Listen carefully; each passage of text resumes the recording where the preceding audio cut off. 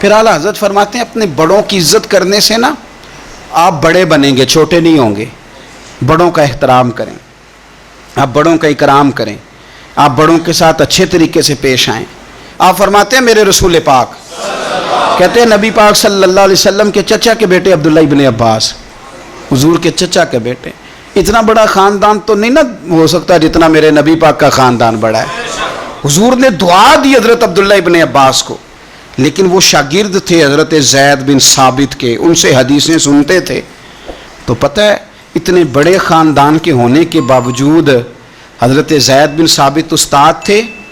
اعلیٰ حضرت لکھتے ہیں ایک دن حضرت زید بن ثابت گھر سے نکلے گھوڑے پہ، جناب عبداللہ ابن عباس حضور کے سگے چچا کے بیٹے نکلے، جناب زید بن ثابت ان کے استاد ہیں، تو شاگرد نے دوڑ کے استاد کے گھوڑے کی لگام پکڑ لی اور آگے آگے چلنے لگے جس طرح کوئی خادم چلتا ہے۔ حضرت زید بن ثابت کہنے لگے جناب آپ کیا کر رہے ہیں، آپ خاندان رسول میں سے ہیں؟ تو آپ فرمانے لگے ہمیں بتایا گیا ہے کہ علماء کا ادب کرنا ہے، ہمیں سکھایا گیا۔ جب یہ لفظ کہے تو حضرت زید بن ثابت رضی اللہ تعالیٰ عنہ چھلانگ لگا کے گھوڑے سے نیچے اترے اور جناب عبداللہ ابن عباس کا ہاتھ چوم کے کہنے لگے ہمیں بھی بتایا گیا ہے کہ خاندان رسول کی عزت کرنی ہے۔ ہمارے بچے نا آج کل ادب سے اس لیے خالی ہیں کہ ہم صرف اپنا ادب کراتے ہیں، اگر سب کا ادب کرائیں گے تو انشاءاللہ وہ ہمارا بھی ادب کریں گے۔ امام کسائی رحمۃ اللہ علیہ سے ہارون رشید کہنے لگا میرے بیٹے کو گھر آ کے پڑھا دیا کریں، تو آپ فرمانے لگے میں نبی پاک علیہ السلام کے علم کو رسوا نہیں کر سکتا، تیرے بیٹے نے حدیث پڑھنی ہے تو جہاں سب کے بچے پڑھتے ہیں تیرا پتر بھی وہیں آئے گا۔ اس نے کہا جی ٹھیک ہے میرا بیٹا وہیں آ جائے گا، لیکن اسے تھوڑا الگ سے ٹائم دے دیں۔ فرمانے لگے کوئی ٹائم الگ نہیں، ساری کلاس میں جہاں سب بیٹھیں گے تیرا پتر بھی وہیں بیٹھے گا۔ عرض کی چلو اس کا سبق ہی پہلے سن لیں، فرمایا یہ بھی نہیں کروں گا، جو پہلے آئے گا سبق اس کا پہلے سنا جائے گا، یہ نبی پاک کا دین ہے۔ اب ہارون رشید کیا کہتا ہے، بادشاہ ہے، کہتا ہے حضور میں بھی برا ذرا آپ کو آزما ہی رہا تھا کہ میں اپنے بچے کو کہیں کچے استاد کے پاس تو نہیں داخل کرانے لگا، انشاءاللہ یہ آئے گا اور خدمت کرے گا آپ کی، آئے گا۔ ہارون رشید گزر رہا تھا اور امام کسائی رحمۃ اللہ علیہ نا وضو کر رہے تھے۔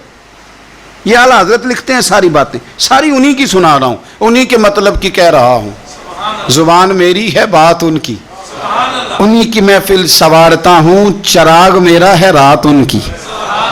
چراغ نے جب سنورنا ہو تو اندھیرا ہو تو سنورے گا نا، ورنہ چراغ کو پوچھے گا کون؟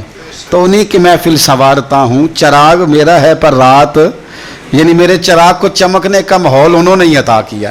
امام کسائی رحمۃ اللہ تعالی علیہ وضو کر رہے تھے، ہارون رشید گزر رہا ہے، اور ہارون رشید کا بیٹا شہزادہ، سلطنت کا شہزادہ، استاد جی پیر دھو رہے تھے تو وہ لوٹے کے ساتھ پانی ڈال رہا تھا۔ ہارون رشید نے دیکھا تو غصے کے ساتھ گھوڑے سے اترا۔ لوگ کہتے ہیں ہم یہ سمجھے کہ اب ہارون رشید نا امام کسائی پہ غصہ کرے گا کہ شہزادے سے وضو کروا رہے ہیں۔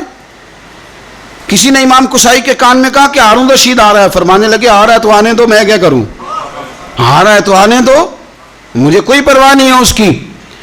ہارون رشید قریب آیا تو غصے میں آیا اور آگے پتہ کیا کیا، زور سے اپنے بیٹے کو تھپڑ مارا، کہنے لگا رب نے تجھے دو ہاتھ دیے ہیں اور تیرے استاد جی خود پیر دھو رہے ہیں، ایک ہاتھ سے پانی ڈال دوسرے ہاتھ سے استاد کے پیر دھو، پھر تجھے پتہ چلے گا کہ میں کسی عالم کی خدمت کر رہا ہوں۔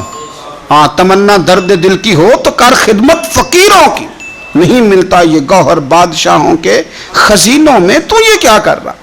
ہارون رشید کسی کی پرواہ نہیں کرتے تھے، لیکن کوئی عالم دربار میں آتا تو تخت پہ اٹھ کے کھڑے ہو جاتے۔ وزیر بھی بڑے ہوتے ہیں نا مشورے دینے والے۔ ایک وزیر کہنے لگا حضور اس طرح تو سلطنت کا روب چلا جائے گا، یہ بھی میرے اعلیٰ حضرت نے لکھا ہے، روب چلا جائے گا۔